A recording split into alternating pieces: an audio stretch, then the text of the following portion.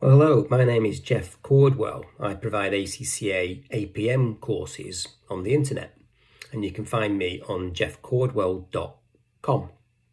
And I wanted today to share with you, I think what the number one reason for failure is in ACCA APM, as distinct, if you like, from any other ACCA high-level paper.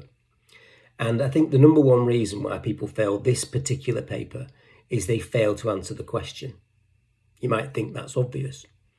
But in financial accounting type topics, if I ask you to prepare a consolidated balance sheet, there's no chance of you doing something different. In tax, if I ask you to prepare a tax computation, there is no chance of you doing something different. That's what you're going to do, isn't it? You're going to prepare a tax computation, tax liability. But in APM, the questions are more subtle than that. And I might ask you something that can be answered in your mind any number of different ways. And that's where you go wrong. So I'll give you an example. I've just completed my mock exam marking, okay? And I provided loads and loads of feedback. And one of the questions was about looking at the corporate mission and saying whether the performance measurement system was suitable. It's a very common exam question. So if I just give an extract of that so you understand what I'm talking about. Supposing the mission of the business was to grow. And supposing the performance measurement system, one of the measures was they measured gross profit. And your job is to tell me whether that performance measurement system is appropriate, is suitable for the objective of growth. And if you do that, if you talk about that, then you'll score marks. But it's very easy to not do that and do something slightly different, but yet feel that you're making relevant, technically accurate points that score. So for example, you might say, well, look, gross profit is always available, the data's available, so that makes it a good measurement. And that's true. Yeah. Unfortunately, it's not relevant to the question, so it doesn't score. It doesn't matter whether the information is relevant or not. The question is, does it help you grow the business?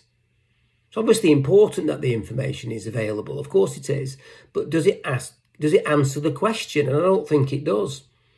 Or you might say, as a disadvantage of GP, that you shouldn't really just be measuring the absolute number. You should be measuring the percentage. And that's also true. That's a technically competent comment. But it's not answering the question. The question is, does that particular performance measurement help you manage the business into growth and achieve its mission? And it doesn't. So you can sit there in the APM exam writing what you think are sensible, technically competent, accurate comments and just not score. And that's why APM is difficult. And that's why you need people like me to point that out for you. So my advice on ACCA APM for next week, because the exam is close, isn't it, is when you sit down for that exam, read the requirement.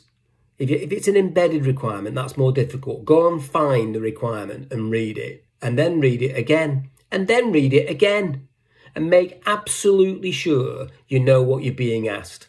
And make absolutely sure that every point that you write down, is answering that question. Okay, not demonstrating your knowledge of gross profit in my little example. Yeah, and if you do that, I promise you that the marks that you're used to getting will go up significantly. Because you'll be answering the question and the markers will love you for it.